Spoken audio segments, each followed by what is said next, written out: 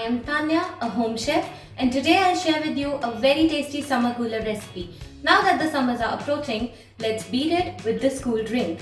This recipe is very simple and quick to make. So let's get started. So I'm going to crush the mint leaves with lemon and black salt. Let's crush it. I'm not adding any other sweetener, that's because the juices are already super sweet. So let's make the drink now. So I'm going to add 1 tablespoon of the mixture that we have created.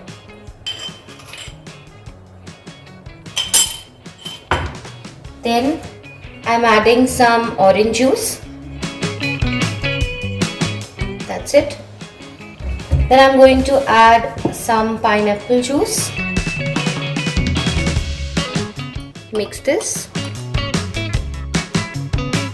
Then I'm going to add a good amount of ice cubes.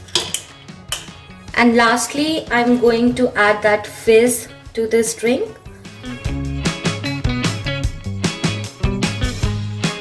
That's it.